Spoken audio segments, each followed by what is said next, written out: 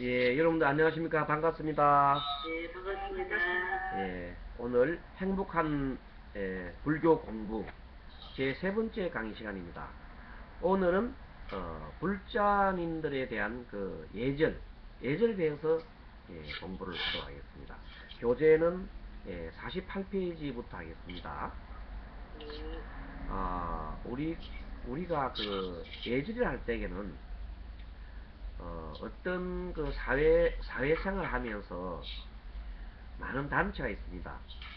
가정에서부터는 가정예절, 또 이 어떤 직장에 들어가면 직장예절, 그 다음에 사회예절, 이 예절이 많습니다. 그 중에서 이 불교라고 하는 그 우리의 그 단체, 성가란 그 단체에 들어오게 되면 그것도 하나의 단체, 사회단체지요.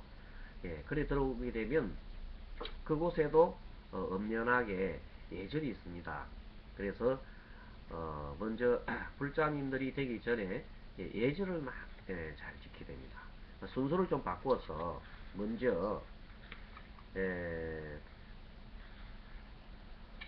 맨 먼저 53페이지부터 한번 펴보십시오.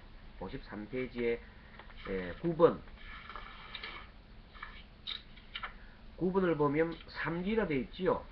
네, 그래서 이것은 불교를 믿고 또 배우고 수행을 하는 불자님들한테 가장 중요한 에, 그 덕목이 삼기라는 겁니다. 그래서 이것은 예절이자 우리가 꼭 지켜야 할 가장 중요한 거기 때문에 먼저 삼기라는 것에 대해서 봅니다. 그 보면 맨 처음에 귀입을 양족존에 되어 있지요. 네, 네, 이 귀불은 부처님께 귀합니다 란 말이고, 양족조는 한쪽에는 지혜와 한쪽에는 예, 이런 자비, 자비니까 복덕, 여기서 복덕이 표현했는데 자비라 봐도 됩니다. 그러니까 지혜와 자비가 부족한 부처님께 귀합니다 이런 뜻입니다. 그 다음에 귀법 이욕존 돼 있는데, 이육조. 예, 이 귀법은 법에 귀합니다 이 말이고, 바른 법에 귀합니다 말이고, 이욕존이라는 것은 입자가 그게 한문으로 떠날 입자입니다. 벗어날 입자. 그러니까 욕을 모든 그 욕망으로부터 벗어난다 이 말입니다. 그래서 귀법 이욕조는 청정하고 미묘한 바른 법에 귀하겠습니다. 모든 욕망을 떠나서 이런 뜻입니다. 그 다음에 세 번째는 귀성 중중존이 되어 있죠. 네, 이것은 중중존이라는 것은 그 많은 부처님의 제자들을 말합니다. 그러니까 위없고 거룩한 이 성단에 많은 부처님의 제자들의 그 거룩한 성에 귀합니다. 그런 뜻입니다. 그래서 한시라도 우리는 삼기를 잃어서는 안 됩니다. 자, 그렇게 해서 삼기가 구분이 되어 있고요. 그 다음에 그 삼기하고 비슷한 그 말로 되어 있는 게 54페이지 넘어가면 12번 보면 삼보라고 되어 있죠. 삼보. 네, 삼보. 네, 그것도 거의 같은 의미인데 한번 보면은 삼보는 세 가지 불교에서 불보와 법보와 성보를 말하는 건데 너무나 중요하기 때문에 보배보자를 썼어요. 세 가지 보배다. 그래서 일불보는 우주의 본체이자 만유의 평등하고 진리의 화인이신 부처님을 뜻한다. 그래 있어요. 부처님은 깨달음이지요. 진리를 깨달은 법보는 그 진리를 자체를 말하지요. 그 부처님의 가르침인 진리 그 자체를 말한다. 그랬고, 성보는 부처님의 가르침을 실천하는 제자들, 즉 불법을 배우고 지키며 널리 전파하는 성단이다. 그래서 이 삼부가 있기 때문에 불교가 성립이 되는 것입니다. 자, 그렇게 하시고 또 맨 처음으로 돌아옵니다. 48페이지.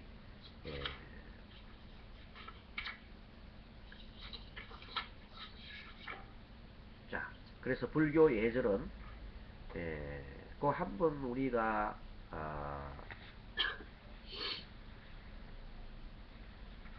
도명님이 불교 예절화가 한번 읽어주십시오. 불교 예법을 바르게 익힘으로써 우리 모두 참된 불자로서 어긋남이 없이 몸가짐과 마음을 갖추어야 한다. 네. 사원은 마음의 번뇌를 정화하고 지혜를 닫는 수행의 장이다. 신성한 성전이며 기도하고 참여하는 신앙의 귀처이기도 하다. 네. 올바른 예절은 우리들 마음과 몸가짐을 경건하게 하여야 한다. 네, 그렇습니다. 자, 바로 이렇게 해서 이 사원이라고 하는 것은 마음과 번뇌를 정화시키는 곳이다. 그리고 지혜를 닦는 수행장이다. 이렇게 설명이 되어 있습니다. 자, 그러면 가까운 사찰에 갔을 때 맨 먼저 보통 사찰에 들어가고 나면 이 절이 있습니다. 그러면 일단은 사찰은 번뇌를 깨끗하게 깨끗하게 우리의 마음을 정화시키는 곳이니까 그런 마음을 가지고 갈 때는 우리가 특히 이제 이렇게 여성 불자님들이 가게 되면은 여성 불자님들은 대개 보면 이게 몸 치장을 이렇게 많이 하기를 좋아하잖아요. 그런데 뭐 귀고리를 단다든지 화장을 한다든지 또 화려한 옷을 입는다든지 그것은 좀 보기에 좋지 않습니다. 그래서 검소하고 단정한 그 자세로 가는 것이 맞습니다. 자, 그 다음에 이 사찰을 입구에 딱 들어가게 되면 맨 먼저 큰 절에 보면 일주문이라는 문이 있습니다. 일주문이라 해서 그 기둥 두 개 씌워놓고 이렇게 지붕이 생긴 게 있지요. 예, 그 일주문을 통하게 되면 거의 보통 보면 옆에 이제 사천왕이 있는 곳이 또 있고 사천왕이 없는 곳도 있는데 그 일주문을 지나서 갈 때에 이제 앞에서 합장 반배를 합니다. 합장 반배. 합장 이렇게 합장 반배는 머리만 숙이는 거죠. 숙이는데 숙이는 자세는 한 45도 정도, 45도 정도로 고개를 쭉 숙이면서 허리를 펴고 뒤 허리를 펴야 됩니다. 등을 펴고 45도 자세로 이렇게 숙이면 됩니다. 그래서 그걸 합장 반배라고 합니다. 그래서 그리고 난 다음에 이렇게 보면 매번 대웅전이 보이는 곳입니다. 대웅전.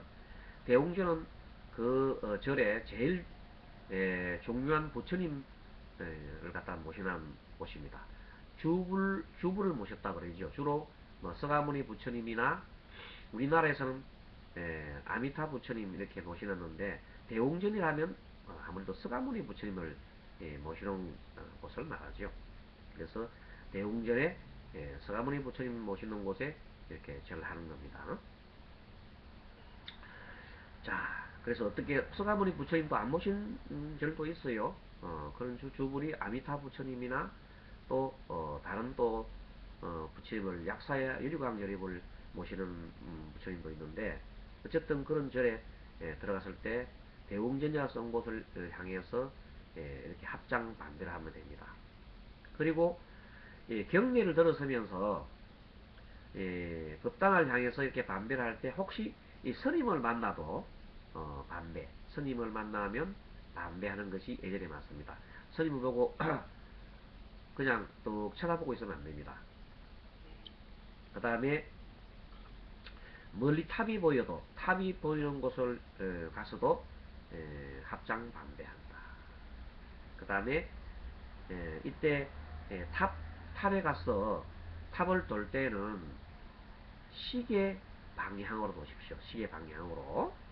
이게 이제 전통 시계 방향으로 도는 것은 인도의 전통 예법입니다. 시계 방향으로 돈다. 자, 반배하는 법, 예, 합장한 자세에서 자연스럽게 허리를 60도가량, 60도가량은 너무 숙인 겁니다. 한 45도 정도 이렇게 숙이면 됩니다. 45도가 너무 위에서, 우리 몸에서, 머리에서 생각할 때 45도 정도. 거의 낫겠죠. 예, 60도부터 많이 내리는 거 아닙니다. 위에서부터, 머리에서부터 한 45도 정도 이렇게 허리를 펴고, 등을 펴서 이렇게 자연스럽게 절하면 되겠습니다. 자, 그 다음에 큰 절을 하는 방법인데, 이것은 아마 우리 불자님들이 한번 이제 우리 절에 오셔서 해인선이나 이런데 각간 정토사는 해인선에 오셨을 때 직접 스님이 시범을 보이면서 절을 이렇게 하면 참 좋겠는데, 일단은 큰절하는 방법은 대상이, 큰절하는 대상은 부처님이지요. 맨 처음에 와서 스님한테 절하는 게 아니라 맨 먼저 법당에, 큰 법당에 그 부처님을 향해서 절을 해야 되겠죠. 그래서 맨 처음에는 합장 반배를 이렇게 합니다. 합장 반배하고, 합장 반배를 하고 난 다음에 그 다음에 큰 절을 이렇게 하는 겁니다. 그래서 보면은 저게 이번에는 우리 어, 격언님이 격언님이 은경님입니까? 아니요, 경은이. 격언 맞죠? 네, 내가 네. 잘못 적어놨네. 격언님이 한번 천천히 읽어주십시오. 스님이 오늘 약간 그 콧물이 좀 나가지고 감기기가 있어요. 약간 감기가 있는지 연기가 있는지 그렇습니다. 한번 읽어주십시오. 1번부터 쭉 한번 읽어주십시오.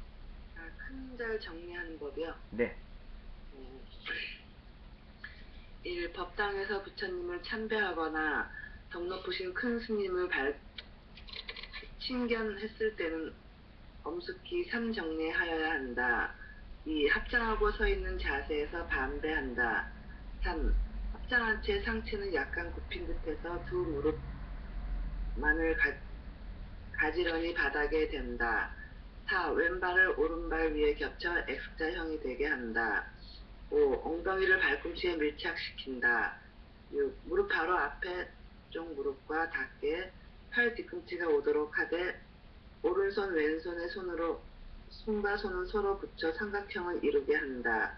이때는 손가락은 사이를 벌리거나 손등은 굽이르는 것은 좋지 않다. 상체를 숙여 머리를 손 위에 조용히 대고 오체를 다 받쳐 정중하게 정리한다. 일어날 때는 역순으로 일어난다. 반대한다. 네, 잘 읽었습니다. 자, 그래서 이것은 한번 뭔가 이렇게 책을 적어놓은 것도 좋지만은 한번 해봐야 되겠지요. 그래서 언제 여러분들이 한번 시간을 내서 한 번 정도는 스님 직접 한번 보는 것도 좋겠지요. 네. 예, 그래서 그때 오시면은 절하는 법을 정확하게 다시 또 실질적으로 한번 해보겠습니다. 네. 자, 그 다음에 50페이지 법당 출입법. 자, 법당에 절에 가면 법당이 있는데 법당에 보면 큰 중앙문이 있는데 중앙문으로 들어가는 것이 아니라 옆에 보면 작은 문이 있습니다. 그 작은 문으로 출입해야 됩니다.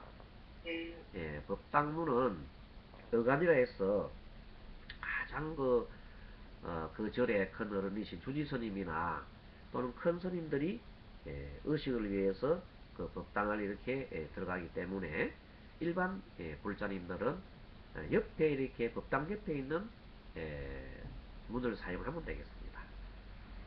그리고 법당문을 열 때도 소리 나게 덜커덩 열면 안 되고 오른손으로 문고리를 딱 잡고 뒤 왼손으로 오른손을 받쳐서 이렇게 공손한 자세로 조용하게 열어야 됩니다. 또 신발도 가지런하게 이렇게 놓고 그렇게 부처님 앞에 나가서 향을 피우거나 그럴 때도 이렇게 합장을 이렇게 반배하고 향을 이렇게 사르고 그 다음에 물러날 때도 합장 반배를 하고 물러나는 겁니다. 그리고 바로 이렇게 절을 하고 난 다음에 돌아서서 보는 게 아니라 합장 반배한 자리에서 뒷걸음을 한 세 번 정도 뒷걸음을 하고 난 다음에 제자리로 돌아와야 됩니다. 자, 그 다음에 여섯 번째, 우리 조명님께서 여섯, 여섯 번째 꼭 지켜야 할 예절부터 쭉 한번 읽어주십시오. 네. 1. 공양 시간을 잘 지키고 음식을 남기지 말아야 한다. 2. 예배를 드릴 때는 법당 중앙을 피하고 측면에서 한다. 3. 향이 이미 타고 있을 때는 사르지 말고 없을 때만 향을 사르되 한 개만 사르도록 한다. 어떤 사람은 가족 수대로 여러 개를 사른다. 이것은 바람직하지 못하다. 많은 향보다는 하나의 마음이 더 중요한 것이다. 4. 경내에서 스님을 만나게 되면 반대하는 것이 상례이다. 5. 법당 내에서 절대 소리내 나게 걸어서는 안 된다. 6. 껌을 씹지 말자. 마지막에 7. 예, 남의 신발을 신지 말자. 8. 큰 소리로 고함을 지르지 말고 휴지를 아무 곳이나 버리지 말자. 9. 술과 담배를 가지고 오지 맙시다. 10. 지친 시간 지킬 것. 네, 다 우리가 상식적으로 아는 내용인데 여기서 법당에 절을 할 때에 그 예배를 드릴 때 법당에 부처님 딱 정면에서 하지 말라는 겁니다. 그래서 약간 부처님 정면 말고 약간 옆으로 이렇게 측면에 서서 이렇게 절을 하시라. 근데 아주 부처님에 대한 아주 예견을 뜻합니다. 그리고 향 피울 때 보통 보면은 향을 많이 피우면 좋은 줄 알고 향 공양하는 거니까 막 가족 수대로 막 꼽는데 그래야만 안 되고 다른 사람이 향을 꼽아놨으면 꼽지 마십시오. 한 개만 꼽으면 전체적으로 하나. 근데 보통 보면 절에 가면 가는 대로 계속 향을 꼽아요. 그러면 온 전신에 10명이 가면 향 10개 꼽아놓고 나면 굉장하게 탁합니다. 향도 한 개 정도 피워놔야 은은하게 좋지. 많이 피우면 좋지요. 그 몸에 해롭고 특히 스님들 늘 독경을 하고 또 의식할 때에 목이 아주 안 좋습니다. 그래서 그것을 건강에도 좋지 않습니까? 주의를 해야 되겠지요. 자, 그 다음에 개건님께서 7번 읽어주십시오. 네. 1. 부처님의 가르침을 전하는 가장 귀중한 책임으로 경전에 먼지나 더러운 것이 묻지 않도록 하고 경전 위에 다른 책이나 물건을 함부로 올리면 안 된다. 2. 항상 높고 깨끗한 곳에 간직한다. 3. 언제나 경전을 지니고 다니면서 독송하여야 한다. 4. 경전을 통하여 익힌 부처님의 말씀은 주위의 다른 사람에게도 전할 수 있어야 한다. 네, 그렇습니다. 자, 경전을 대하는 태도는 부처님과 똑같이 하라는 거지요. 그래서 특히 같이 독경을 하다가 중간에 법당에서 같이 독경을 하다가 보통 보면 이렇게 화장실 중간에 휴식 시간에 화장실을 다녀올 수가 있습니다.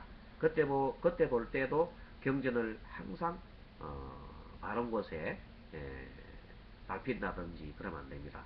아주 옆에다가 잘 간수를 하셔야 됩니다. 부처님 같이 다루라는 겁니다. 자, 그 다음에 오늘 스님 상태가 안 좋아서 그러니까 이해 좀 해주시고요. 같이 공부하는 거니까 조명님께서 8번을 읽어주십시오. 제가요. 네. 절은 하나의 훌륭한 수행 방법이다. 참여나 기도의 방법으로 108배, 1880배, 3000배 등의 많은 하는 공덕을 절이 많이 하면 아름답고 건강한 신체를 얻게 되고 남들로부터 신뢰를 얻을 수 있다. 스스로 두려움 없어지고 부처님께서 항상 보호해 주시고 죽어서는 극락에 태어나고 마침내 부처님과 같이 깨달음을 이루게 되는 것이다. 네. 이 그 절은 정말로 중요하고, 이 절의 의미는 내가 절을 함으로써 나 자신을 낮추는 겁니다. 겸손을 뜻합니다. 아시겠지요? 네, 예, 그리고 또 나 자신을 낮춘다는 뜻은 상대를 공경한다는 뜻입니다. 존중하고 공경한다는 뜻입니다. 그리고 큰 절을 한다는 의미는 무한한 예경입니다. 예경이고 또 자기를 무한히 낮추는 겁니다. 그래서 그 절 하나가 나를 낮추고 상대를 높이는 그 한 자체가 엄청난 수행입니다. 아시겠지요? 네, 그래서 이 절은 많이 하면서 그 절을 하면서 그런 걸 절의 의미를 알면서 이렇게 하면 좋습니다. 그래서 54페이지 13번 먼저 이번에는 또 경은님께서 54페이지 13번 읽어주십시오. 절을 하는 공덕. 부처님께 대한 깊은 마음이 생깁니다. 이 마음속의 교만의 티끌이 사라집니다. 3. 얼굴빛이 밝아지고 기력이 충만해집니다. 4. 사랑과 사귐의 두려움이 없어집니다. 5. 항상 기쁜 마음이 생깁니다. 그렇지요. 네. 아까 지게 절은 하는 의미가 나를 낮추고 나를 겸손하게 하고 또 상대를 공경해야 한다는 그 의미에서 연장선상에서 그 절을 하는 공덕을 이렇게 얘기하는 것입니다. 자, 그 다음에 9번 3기는 공부했고 이제 10번 자, 불공이나 기도하는 태도 이게 대해서 한번 보겠습니다. 불자들의 일상생활은 거룩하신 부처님의 가호 속에서 살아감을 확신하여야 한다. 가정에 경사스러운 있을 때도 부처님의 고마움을 알아서 공양을 올리도록 하고, 어려운 있을 때는 또 간절한 마음으로 재난으로부터 벗어나는 지혜와 용기를 얻도록 이렇게 기도를 해야 합니다. 자, 그리고 보통 보면 절에 가서 세 번 절을 하는데 3배를 하는데 그래서 이 3배를 한다는 의미는 보통은 막 불법성에 대해서 얘기를 올린다. 그래서 세 번 절한다. 이렇게 알아두어도 좋습니다. 여기처럼 첫 번째 절은 산모니까 맨 처음에 부처님한테 절하는 겁니다. 그러니까 부처님한테 공경을 하고, 두 번째 절은 부처님께서 말씀하신 그 진리한 법에 대해서 공경하는 의미고, 세 번째는 부처님의 거룩한 제자들한테 그 성단의 그 공경을 하는 것입니다. 아시겠지요? 네. 그래서 했고, 자 54페이지 12번 3보 공부했고 13번 절을 하는 공덕에 대해서도 공부를 했고, 자 이번에는 도묘님께서 14번 공양 올리는 마음에 대해서 한번 읽어주십시오. 불교계에서는 불자들이 식사를 하는 것도 공양이라고 부른다. 부처님께 초, 공양, 꽃 등을 올리는 것도 마찬가지로 식사는 우리 몸에 필요한 영양분을 공급함으로써 몸과 마음가짐으로 바르게 하여 불교 수행의 기초를 든든히 한다는 의미에 담겨 있다. 여러 명이 함께 공양을 할 때는 음식 배식 받은 다음 그 자리에 앉아 다음의 공양계를 외운 후 공양을 임한다. 좀 읽어주십시오. 공양계 한 방울의 물이라도 천지의 은혜가 스며 있고 한 알의 곡식에도 만인의 노고가 담겨 있습니다. 이 음식으로 주림을 달래고 몸과 마음을 바르게 하여 사회에 봉사하고 불도 이루겠습니다. 공양은 크게 나누어 세 가지 설명이 있습니다. 법공양, 교법에 따라 불의심에 일으켜 자리이탈을 행하함, 제공양, 의복, 음식 등의 세간의 재물을 공양함, 공경공양, 찬탄, 예배 등이 있다. 네, 잘 하셨습니다. 자, 이 공양에는 우리가 공양은 이제 보통 보면 우리가 불교에서 식사를 할 때, 일반 사람 식사를 할 때는 우리 공양합니다 그렇게 이야기도 하고, 부처님한테 올리는 이런 여러 가지 꽃이라든지 또 과일이라든지 쌀 같은 거 그리고 차, 그리고 무엇보다도 초죠.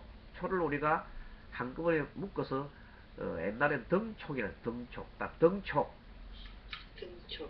그러니까 등불을 밝히거나 아니면은 그 초를 이렇게 합쳐서 등초라 그래요. 자, 그래서 보통 보면 향을 많이 올리죠, 그죠? 네. 향공양, 그 다음에 초, 향초, 그 다음에 꽃공양, 과일공양, 그 다음에 미공양, 쌀공양, 그다음 차공양, 그래서 육법공양이다. 따라 한번 볼까? 육법공양. 육법공양. 육법공양. 여섯 가지의 공양 올릴 때 초는 덕이라고 그래요. 향초, 등, 꽃, 꽃, 그 다음에 과일, 그 다음에 혹시, 쌀, 그 다음에 차를 달아 그러죠. 그래서 여섯 가지를 육부공양을 이렇게 올릴 때 다섯 가지 올리는 경우도 있고 뭐 오공양, 육공양 그러는데 일단은 공양물이 이렇게 있습니다. 이 공양은 식사를 하는 것도 공양이 하지만 이렇게 부처님께 올리는 것을 얘기하는데, 이것은 우리가 불자님들이 뭐 그 부처님이 실질적으로 드시라고 막 올리는 건 아니죠. 네. 그 마음으로 우리 마음으로 올리는 겁니다.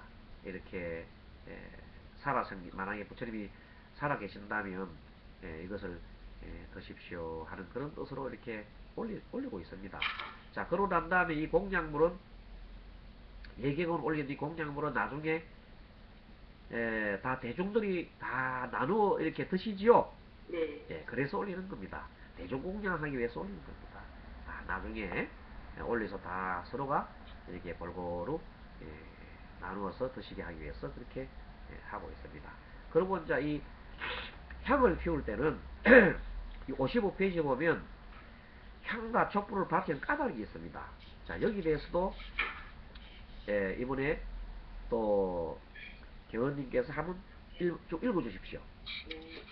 이 향가초는 자기 몸을 태우면서 아름다운 향기와 광명을 발산합니다. 네, 향은 여러 가지 모양과 빛깔을 가졌음에도 불구하고 향을 피울 때 그 연기는 하나로 융화됩니다.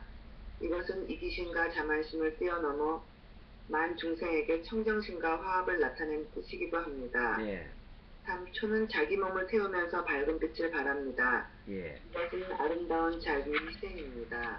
네, 희망의 어두운 세계에서 자기를 희생시켜가면서 밝은 내일을 만 중생에게 회양한다는 뜻이기도 합니다. 네, 참 잘 읽었습니다. 자, 그래서 향초는 원래가 딱딱한 거지, 고체지, 고체.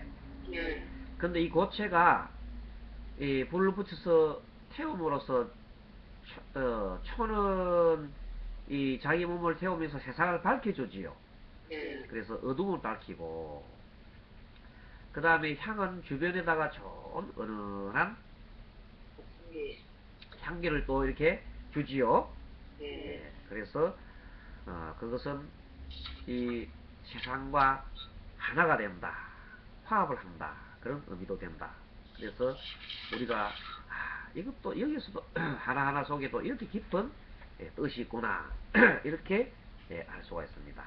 자, 그러면 다음 페이지에 16번 향공량에 대한 또 조금 더 상세한 얘기가 있으니까 우리 도민님께서 한번 천천히 읽어주십시오. 향은 더러운 냄새를 없애주고 신선한 기운을 바라며 정신을 맑게 해준다. 이와 같은 의미로 우리 불제자 스스로가 향과 같이 되어 개, 정, 해, 해탈지견의 5분 향으로 세상을 밝혀주고자 하는 뜻으로 향공향을 올리며 이와 같은 소원으로 불도를 닦아가게 하고 있는 것이다. 네, 좋습니다. 자, 이때 향은 딱딱한 또 아집에도 포함합니다. 아집, 고체니까 딱딱한 아집. 자, 아집. 아직 자, 아집과 같은 데서 이제 불을 당겨서 이렇게 하면 딱딱한 것이 연기가 돼서 날아가지요. 네, 예, 그래서 자유롭게 된다는 뜻도 됩니다. 예, 좋은 향을 이렇게 나눠준다는 의미도 되지만은 이 향이 고체인데 기체화함으로써 자유롭게 된다. 이 번뇌를 벗어난다. 막 그런 의미도 됩니다. 자, 아무튼 여기서 그 앞에 보면 중간에 뭐 정해, 해탈적인이 나오지요. 네, 요 용어를 좀 설명하겠습니다. 이 개는 자세한 것은 다음에 알려드리겠습니다만 오늘은 개는 계율이다. 우리가 지켜야 할 덕목이다 생각하면 됩니다. 아시겠죠? 네, 계율. 정은 개를 잘 지키면 사람 마음이 고요하게 됩니다. 정은 고요함을 뜻합니다. 고요할 정자. 해는 고요하게 되면은 사람이 탐심과 썩냄과 어리석임이 없기 때문에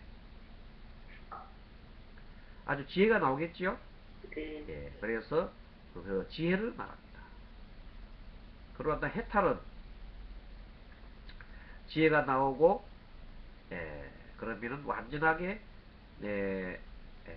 몸과 마음과 행동에서 탐심과 썩냄과 어리석음 같은 번뇌가 다 소멸되는 상태를 해탈이라고 합니다. 이해하셨지요? 네, 그 다음에 해탈지견이라는 것은 내가 해탈을 했구나.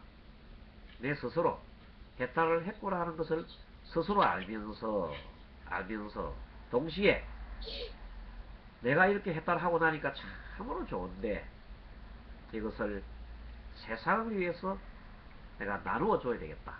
이 법을 알려줘야 되겠다고 이 생각을 하는 것을 해탈지견이라 한다. 아시겠지요? 네, 그러니까 내가 해탈하고 나니까 참 좋은데 이것을 주변에 나누어 줘야 되겠다. 여러분들이 이 행복한 불교 공부하니까 참 좋지요? 네, 그래서 이 공부를 배운 것을 다른 사람한테 나누어 줘야 되겠다. 아니면 다른 사람들도 이 공부를 하도록 인도를 해줘야 되겠다. 이런 마음을 가진 것이 바로 해탈지견에 속하는 것이다. 이렇게 볼 수 있습니다. 자, 그러면 이번에 도명님이 청수공양의 의미에 대해서 읽어주십시오. 제가요. 네. 청수는 모든 도름을 깨끗이 씻어주며 목마름을 풀어주고 어떤 모양의 그릇에도 순응하여 잘 담기며 끊임없이 흐르는 영혼의 의미를 담고 있으며 차는 향과 색과 맛이 하루 좋은 의미를 담고 있으므로 이러한 뜻을 모두 담아 매일 부처님 전에 차공양을 올리는 것이다. 네, 좋습니다. 그 청수공양은 보통 보면 우리가 달하고 청수를 가로 열고 달아 해놨죠. 다. 근데 왜 다냐? 물을 올리면서 왜 다냐 하는데 사실은 절에서 그 차를 매일 그렇게 큰 주전자에 많이 올리려고 하면 엄청나게 돈이 많이 들겠지요. 네. 그래서 예전부터 차라는 것은 참으로 귀중한 중국에서도 차는 굉장히 귀중한 그 하나의 우리 물건이죠. 그래서 이 차를 함부로 쓸 수가 없어요. 그래서 절에서 차 대신에 이렇게 좋은 맑은 물을 갖다가 올리면서 늘 보면 다게 하면서 절에서 보면 물을 올리라 놓고 말하자면 차 올린 것처럼 이렇게 얘기를 하고 있습니다. 그래서 이 청수를 우리가 가로 열고 다라고 차로 해놨습니다. 네. 이해해 주십시오. 그러한 역사적인 유래가 있다. 자, 또 이번에 객원님께서 꽃공장하고 18번, 19번 한꺼번에 해주십시오. 꽃은 아름다워서 누구에게나 보는 이의 마음을 아름답고 밝게 해준다. 우리 불가에서는 불법도 이와 같음을 상징하여 부처님께 꽃